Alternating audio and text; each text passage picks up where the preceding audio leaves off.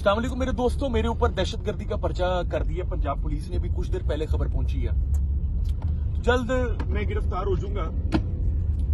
मामला कुछ यूं है कि कल हमारे एक वकील भाई को इन्होंने घर से उठाया। उनकी बहन के ऊपर 9C का पर्चा, उनकी वालदा के ऊपर 9C का पर्चा, उनके बहनोई के ऊपर 324 का पर्चा, वकील साहब को मार मार के तशद्दुद करके उनके ऊपर 324 का पर्चा, और उनके भाई के ऊपर भी 9C का पर्चा डाल दिया।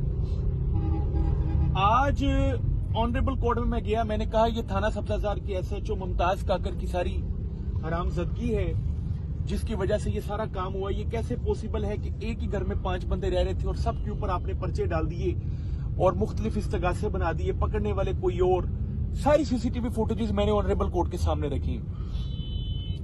एट दी एंड पुलिस एहलकारान चूंकि इस मामले के अंदर ज्यादा दिलचस्पी ले रहे थे तो उन्होंने फाइल पकड़ी और जज साहब के मुंह पर फाइल मारी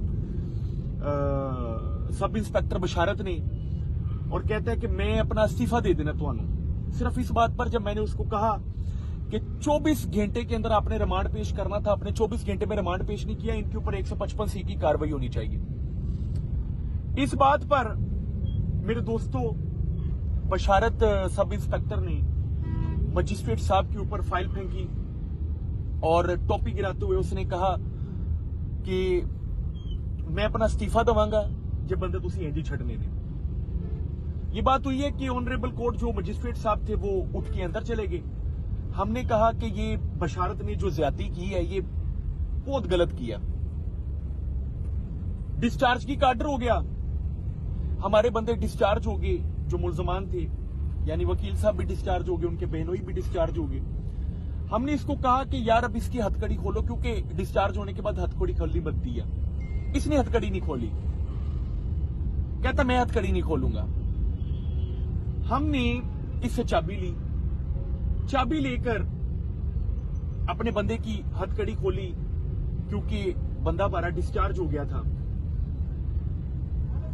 इस बात पर मेरे ऊपर दहशतगर्दी का पर्चा हो गया।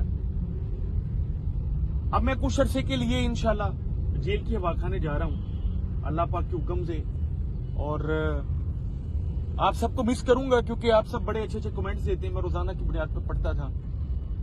अब कुछ अरसा मैं किताबों से दिल लगाऊंगा इंशाल्लाह, और हो सकता है मैं डिस्चार्ज हो जाऊं क्योंकि पर्चा बिल्कुल झूठा है। उसकी सारी CCTV फुटेज ऑनरेबल कोर्ट की मौजूद है।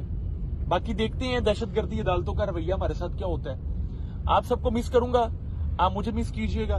इंशाल्लाह जैसे ही बाहर आएंगे फिर इससे भी ज्यादा हम दहशतगर्दी पुलिस वालों को दिखाएंगे, क्योंकि अब हम जुल्म सितम का मजीद सामना नहीं कर सकते मेरे दोस्तों। बड़ी हो गई, अब तो इनकलाब की जरूरत है। जज़ाकुमुल्लाह खैरन कसीरा। अल्लाह हाफिज।